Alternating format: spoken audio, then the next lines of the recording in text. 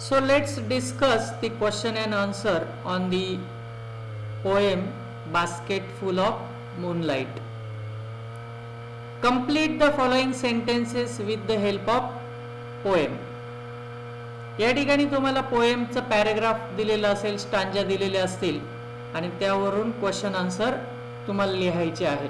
So the first question is, what does the poet wish to get from the moon and why? The question is, what does the poet wish to get from the moon? म्हणजे चंद्राकडनं त्या पोएटला काय अपेक्षा आहे आणि का? दोघे प्रश्नांची उत्तर द्यायची. एकच ओळीमध्ये आपण असं देऊ शकतो की the poet wishes to get the seeds of moonlight. हे झालं व्हॉटचं आन्सर. व्हायचं आन्सर आहे टू लाइटन द रोड. कशासाठी पाहिजे त्याला? रस्ता प्रकाशमान करण्यासाठी. बऱ्याचशा वेळा मुलं काय लिहितात, oh moon give me a seeds of moonlight, I want to lighten the road. म्हणजे पोएम मधल्या त्या ओळी पोएट जसा बोलतोय तशा आपण लिहिणं इथं अपेक्षित नाहीये. तर तुम्हाला ते सांगावं लागेल, what does the poet wish to get from the moon. पोएटला मून कडनं कशाची अपेक्षा आहे आणि व्हाय म्हणजे का. तर तुम्ही सांगायला पाहिजे, the poet wishes to get the seeds of moonlight to lighten the road. या ठिकाणी डज आलेला असल्यामुळे द पोएटच्या पुढे विशेष करावं लागेल, हे तुम्ही लक्षात घ्या. विश्ड चालणार नाही, डेड आलेला नाहीये म्हणून. म्हणजे एवढ्या छोट्या छोट्या गोष्टींचं तुम्हाला भान ठेवावं लागेल. The poet wishes to get the seeds of moonlight. To ऐवजी तुम्ही असंही म्हणू शकतात, because he wants to lighten the road असं सुद्धा तुम्ही सांगू शकतात की त्या कवीची इच्छा आहे की त्याला रस्ता प्रकाशमान करायचा आहे, म्हणून त्याला चंद्राकडनं सीड्स ऑफ मूनलाइट म्हणजे चंद्रप्रकाशाच्या किंवा चांदण्यांच्या बिया त्याला हव्या आहेत. Second question, why is the road from the city to the village dangerous? या ठिकाणी सिटी पासून तर विलेज पर्यंतचा रस्ता कठीण का वाटतो किंवा का आहे? आपल्याला कवितेतच त्याने दिलेलं आहे की एक तर तो रस्ता खूप अंधारमय असतो आणि रात्रीच्या वेळेला खास करून तिकडे साप विंचू निघतात आणि या सर्व कारणामुळे तो रस्ता कठीण होतो, असं आपल्याला उत्तर लिहायचं आहे आपल्या भाषेमध्ये. So we can write the answer in this way, the road from the city to the village dangerous.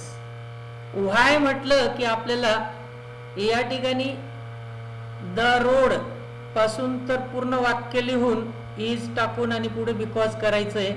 The road from the city to the village is dangerous असं पाहिजे होतं इथे. Is dangerous because it's so dark in the evening. म्हणजे संध्याकाळच्या वेळेला पूर्ण अंधार असतो तिकडे. And snacks स्कॉर्पिओन्स were also on the road. आणि संध्याकाळच्या वेळेला त्या रात्रीच्या अंधारामध्ये रस्त्यावर साप किंवा विंचऊ सुद्धा येऊ शकतात, म्हणून तो रस्ता डेंजरस आहे, कठीण आहे असं पोएट सांगतो.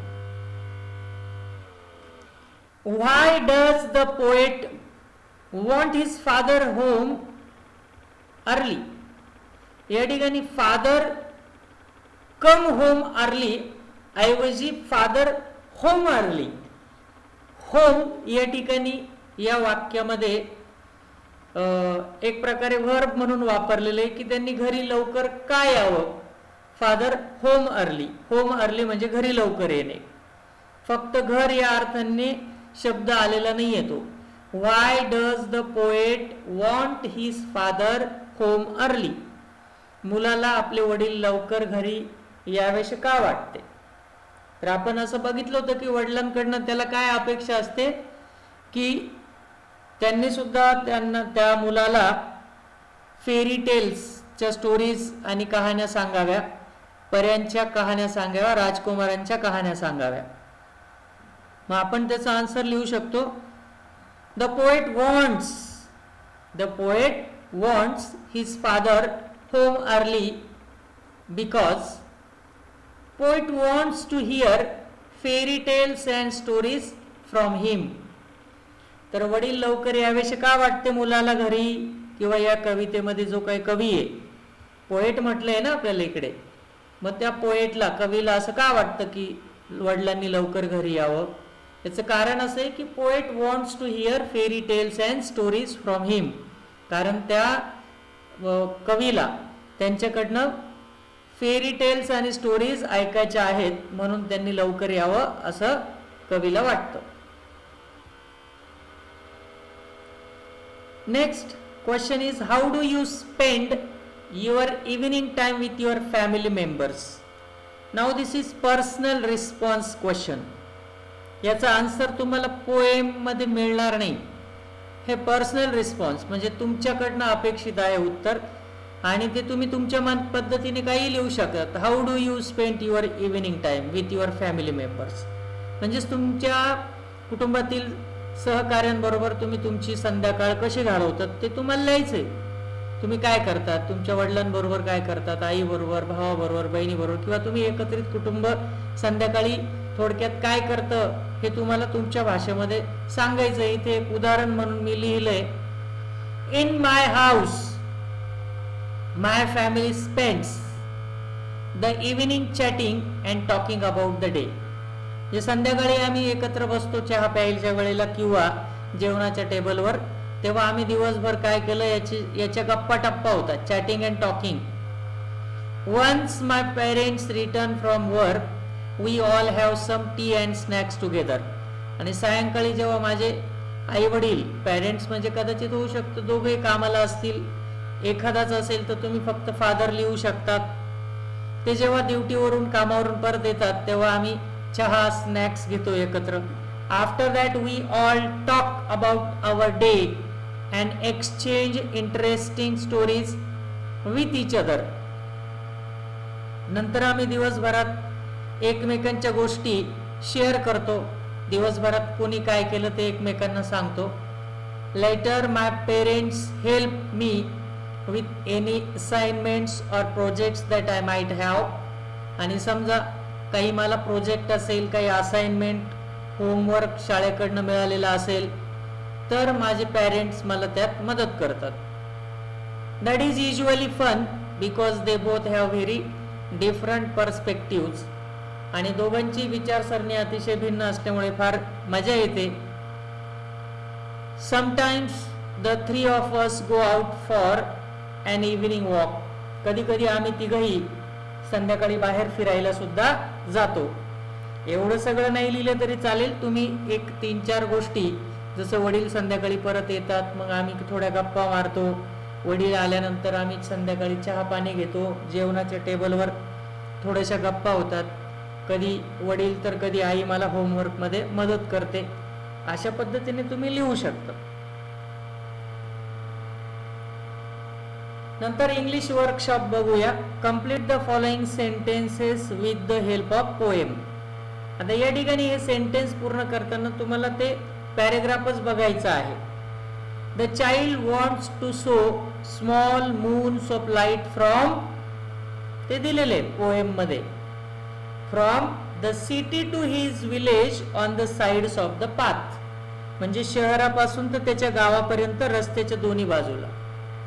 Second question is, according to the child, the route of his village is tough and full of dash. कवितेत आपल्याला दिसतं की स्नेक्स आणि स्कॉर्पियन्स आन्सर आहे. According to the child, the route of his village is tough and full of snakes and scorpions. Third question, the child wants a basket full of moonlight on dash. तर त्या ठिकाणी आपल्याला कवितेत दिसतं की मला हे चंद्रा मला एक बास्केट फुल मूनलाईट दे. कशावर? उसनी, कर्जाऊ, loan. So the child wants a basket full of moonlight on loan. Fourth question, the child wants to light the dark route so that his dash. आणि मुलाला तो संपूर्ण रस्ता प्रकाशमान का करायचा आहे? जेणेकरून, सो दॅट म्हणजे जेणेकरून, हिज फादर रिटर्न्स अर्ली, त्याचे वडील लवकर यावे. So the child wants to light the dark route so that his father returns early. Next question is write down the describing words used for following nouns. आता या ठिकाणी काही nouns दिलेले आहे, moons, route, village, morning. Describing word कशाला म्हणतो आपण? The word that describes the noun. The word that describes the noun is called as adjective. म्हणजे याच्या पुढे तुम्ही तसं ॲडजेक्टिव्ह काही लावू शकतात, परंतु कवितेमध्ये आलेले ॲडजेक्टिव्ह तुम्हाला इथे सांगायचे.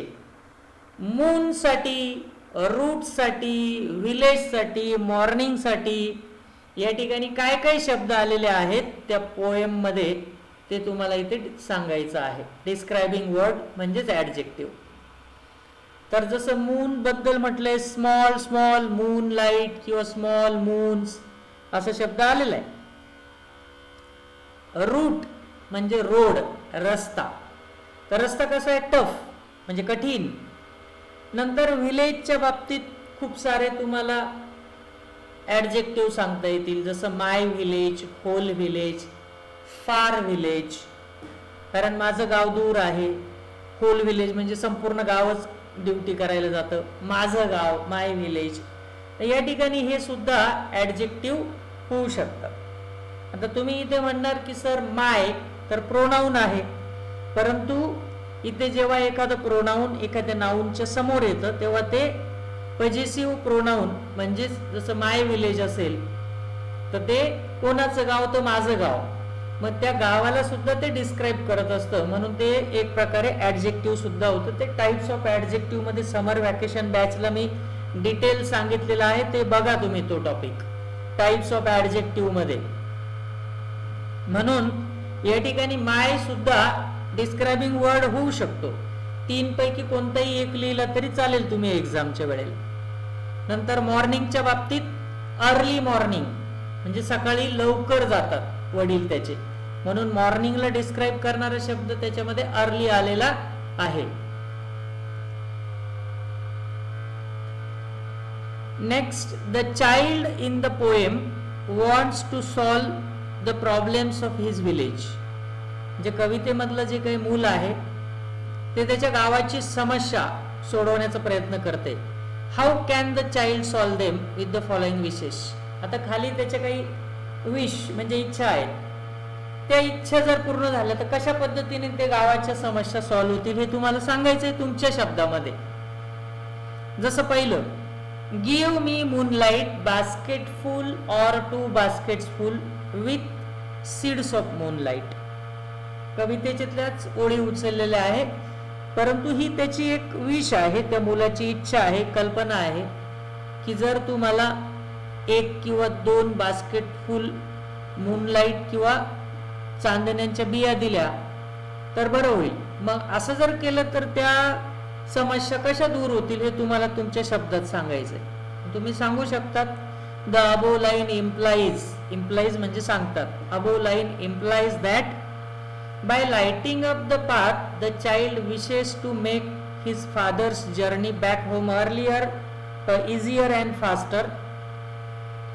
म्हणजे या ओळीतून आपल्याला असं इम्प्लाय होतं की जर रस्त्याच्या कडेला आपण त्या चांदण्यांच्या बिया लावल्या तर तो रस्ता प्रकाशमान होईल आणि त्याचे वडील लवकर घरी येतील. त्यांचा जर्नी बॅक टू होम, घरी येण्याचा जो प्रवास आहे तो इझी, सोपा होईल आणि फास्ट म्हणजे लवकर होईल.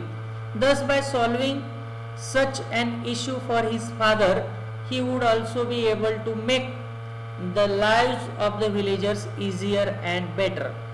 मग या कल्पनेमधून भलेही त्याच्या वडिलांसाठी त्याला करायचं असेल, परंतु वडिलांसाठी केल्यावर फक्त वडिलांसाठीच तो प्रकाश येणार आहे का? तो पूर्ण गावासाठी होणार नाही का? निश्चितच.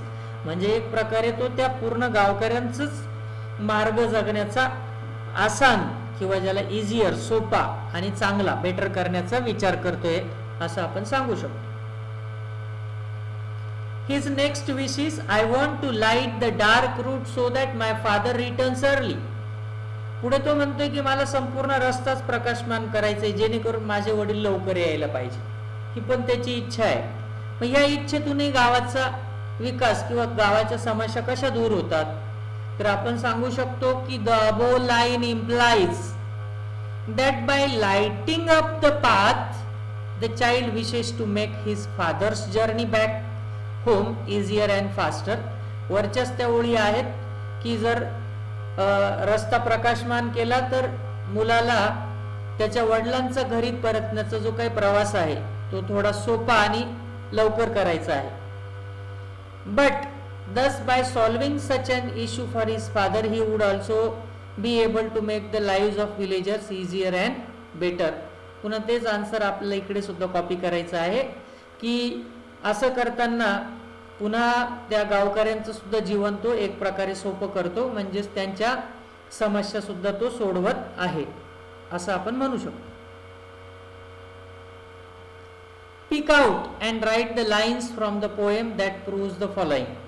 आता या ठिकाणी आपल्याला एक्सप्लेनेशन मी सांगितलंय, त्या एक्सप्लेनेशनशी मॅच होणाऱ्या लाईन तुम्हाला सांगायच्या आहे. Father reaches home late after dark, म्हणजेच वडील संध्याकाळ झाल्यानंतर उशीर होतो त्यांना यायला. अशा अर्थाच्या लाईन्स पोएम मध्ये कुठल्या आलेल्या आहे? When my father returns home I am asleep. या लाईन मधून आपल्याला असं कळतं की जेव्हा माझे वडील घरी उशिरा परत येतात तेव्हा अंधार झालेला असतो, किंवा इनफॅक्ट अंधार झालेला असतो तेव्हा माझे वडील उशिरा घरी येतात. मग त्यांना उशीर होतो हे कशावरून कळलं आपल्याला? तर मी झोपलेला असतो ना, म्हणजे त्यांना उशीर होतो. मग त्या अर्थाचे लाईन्स काय काय आहेत पोएम मध्ये? When my father returns home I am asleep. पुढचं सेंटेन्स आहे eager to hear fairy tales from his father. आता मुलाला त्याच्या वडिलांकडनं, आईकडनं नाही, वडिलांकडनं फेरी टेल ऐकण्याची इच्छा आहे किंवा तो खूप उत्सुक आहे. इगर म्हणजे उत्सुक एखाद्या गोष्टीसाठी, इच्छा आणि उत्सुकता म्हणजे खूप अर्ग ज्याला आपण म्हणतो. तर ते कशावरून वाटतं तुम्हाला, किंवा याच्याशी मिळत्या जुळत्या लाईन्स कोणत्या आहेत? तर त्या अशा की I too want to hear fairy tales and stories from him. TOO वाला टू म्हणजे सुद्धा या अर्थाने असतो तो. TO2 वेगळा आणि TOO आय टू म्हणजे मला सुद्धा. I too want to hear fairy tales and stories from him. आणि मला सुद्धा त्यांच्याकडनं पर्यांच्या, राजकुमारांच्या कथा का गोष्टी ऐकायच्या आहेत असं त्या वाक्यामध्ये ते सांगतोय. नंतर पुढचं जे सेंटेन्स आहे remove darkness and bring light among the darker path. म्हणजेच मला इच्छा आहे की तो संपूर्ण अंधार मला काढून टाकायचा आहे आणि संपूर्ण रस्ता प्रकाशमान करायचा आहे. हे कशावरनं वाटतं? कोणत्या लाईनशी जुळतंय हे एक्सप्लेनेशन?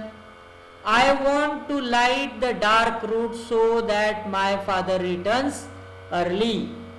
या ओळींवरनं आपल्याला असं वाटतं की त्याची इच्छा आहे की हा अंधार सगळा मला दूर करायचा आहे रस्त्यावरचा, जेणेकरून माझे वडील लवकर परत येतील. Write as many words as you can using FUL that is full as suffix. Suffix आणि प्रेफिक्स वर 100% प्रश्न येतो. प्रेफिक्स म्हणजे एखादा शब्द जो असेल त्याच्या सुरुवातीला तो दिलेला प्रेफिक्स लावायचा, आणि सफिक्स म्हणजे नंतर. तर या ठिकाणी आपल्याला सफिक्स लावायचे म्हणजे एखाद्या शब्दाच्या नंतर. आणि काय सफिक्स लावायला लावलेलं आहे ते क्वेश्चन मध्ये दिलेलं आहे FUL full.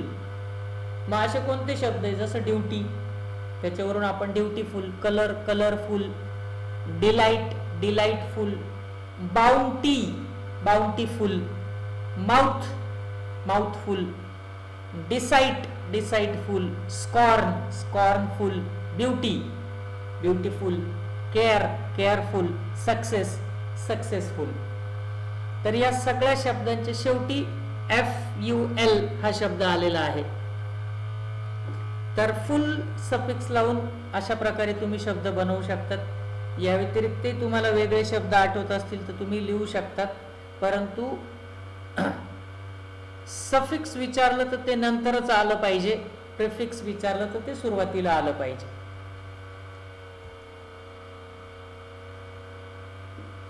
Pick out the examples of alliteration and repetition from the poem. So alliteration and repetition are the figures of speech. Part of speech नाही म्हणते मी, पार्ट ऑफ स्पीच जे 8 असतात ते वेगळे, फिगर ऑफ स्पीच आहेत हे. Figure of speech म्हणजे मराठीत जसे अलंकार असतात तशा प्रकारे इंग्लिशमध्ये सुद्धा जे अलंकार असतात त्यांना फिगर ऑफ स्पीच म्हणतात. तर कवितेतील ओळीमध्ये कोणत्या प्रकारचा अलंकार झालेला आहे हे आपण इथे सांगायचंय. जसं पहिलंच उदाहरण, I want to light the dark route. आता या वाक्यामध्ये लाईट आणि डार्क अशा अपोजिट वर्ड आलेले. तुम्ही एखाद्या गोष्टीला विरुद्ध अर्थाने शब्द जेव्हा लावतात तेव्हा अँटी शब्द लावतात. जसं आपल्या शरीरामध्ये जे अँटीजन असतात, सायन्समध्ये तुम्ही शिकलात की त्याच्या विरोधात लढण्यासाठी अँटीबॉडीज तयार होतात. व्हायरस असेल तर त्याच्या विरोधात लढण्यासाठी अँटीव्हायरस बनवतो आपण, कम्प्युटरच्या भाषेत सांगायचं झालं तर. तसं जेव्हा दोन विरुद्ध शब्द असेल वाक्यामध्ये तर तिथे 100% अँटीथेसिस नावाचा फिगर ऑफ स्पीच होतो. मग इथे लाईट आणि डार्क हे विरुद्ध शब्द आलेले वाक्यामध्ये. I want to light the dark route, मला तो काळोखमय रस्ता प्रकाशमान करायचा आहे. म्हणजेच इथे कोणता फिगर ऑफ स्पीच झालाय, अँटीथेसिस. आणि ते एक्सप्लेन केलं पाहिजे तुम्ही, अँटीथेसिस का झाला. Two opposite words light and dark have been mention in the same line to create a visual effect. So when there are two opposite words mentioned in the line to create visual effect, the antithesis figure of speech is there.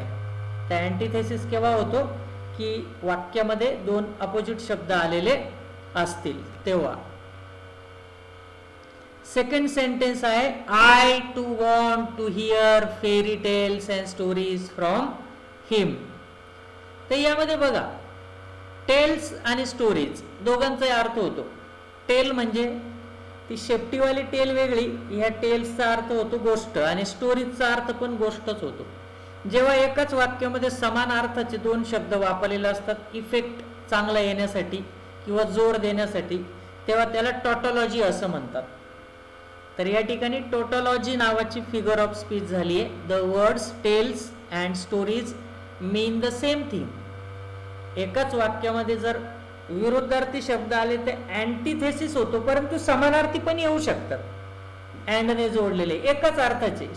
Tails and stories, फक्त tails म्हटलं असतं किंवा stories म्हटलं असतं चाललं असतं, परंतु effect जास्त देण्यासाठी एकाच अर्थाचे दोन शब्द तिकडे वापरले, तेव्हा टॉटॉलॉजी नावाचं फिगर ऑफ स्पीच होतं. पुढचं वाक्य बघा, I want to sow seeds.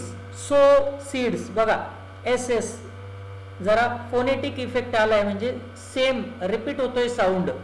I want to sow seeds of moon on the sides of the path. मग या ठिकाणी एखादं अक्षर जेव्हा सेम प्रोनाउन्सिएशनने सुरू होतं तेव्हा ॲलिटरेशन म्हणतो आपण त्याला. आणि एका वाक्यामध्ये एकापेक्षा जास्त फिगर ऑफ स्पीच असू शकतात. जसं याच्यामध्ये ॲलिटरेशन पण आहे, हायपरबोल पण आहे. ॲलिटरेशन का, the sound of letters has been repeated to maintain the musical tone of the poem. बऱ्याचशा वेळेला पोएम मध्ये म्युझिकल टोन यायला पाहिजे म्हणून तशा प्रकारचं रिपीटिंग केलेलं असतं. I want to sow seeds of moons on the sides. मग सो सीड्स साइड्स जरा सेम प्रोनाउन्सिएशन सारखे शब्द आहेत, म्हणून त्याला आपण ॲलिटरेशन फिगर ऑफ स्पीच तिथे आलेलं आहे असं म्हणू शकतो. हायपरबोल केव्हा होतं, the idea of sowing seeds of moonlight is an exaggerated. Exaggerated म्हणजे अशक्य असणारी गोष्ट आहे. आपण असं म्हणू नाही शकत की आपण चांदण्यांच्या बिया लावू आणि त्या उगवतील, पण इकडे एक कल्पना केलेली आहे. It is exaggerated one and is used to denote the desperation of the boy. Desperation म्हणजे त्याची जी तीव्र इच्छा आहे की बाबा माझे वडील लवकर येण्यासाठी तू अजून काही चांदण्यांच्या बिया दे, मी लावतो, आणि त्या उगवल्या तर खूप प्रकाशमान होईल रस्ता. म्हणजे आपल्या वडिलांना भेटण्याची, त्यांनी लवकर येण्याचं जे त्याचं डेस्परेशन, इच्छा, तीव्र इच्छा जी आहे ती त्या वाक्यातून निर्माण होते. म्हणजे तिथं तो एक असा इफेक्ट आहे जो अशक्यप्राय वाटतो, परंतु त्याला त्याची इच्छा पूर्ण करण्यासाठी ती कल्पना बोलावीशी वाटते, तेव्हा हायपरबोल नावाचं फिगर ऑफ स्पीच होतं, ज्याला मराठीत आपण अतिशयोक्ती म्हणतो.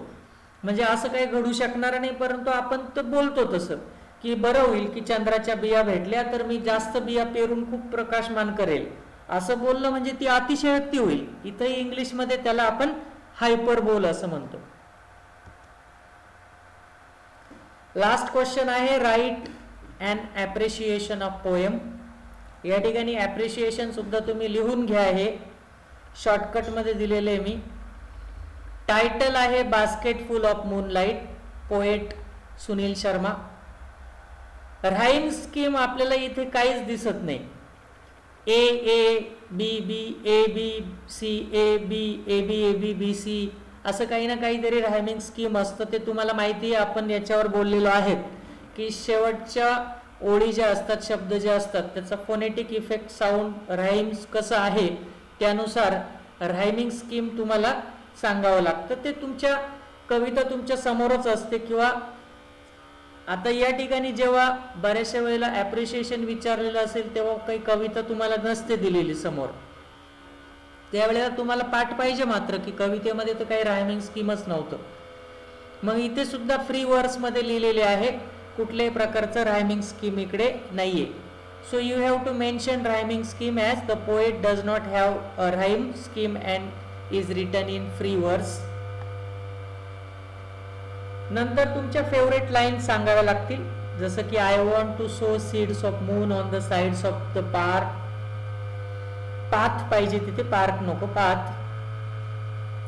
तर मला रस्त्याच्या दोन्ही बाजूला चंद्राच्या बिया किंवा चांदण्याच्या बिया पेरायच्या आहे. नंतर सेंट्रल आयडिया किंवा थीम आपण पोएमचं सांगू शकतो.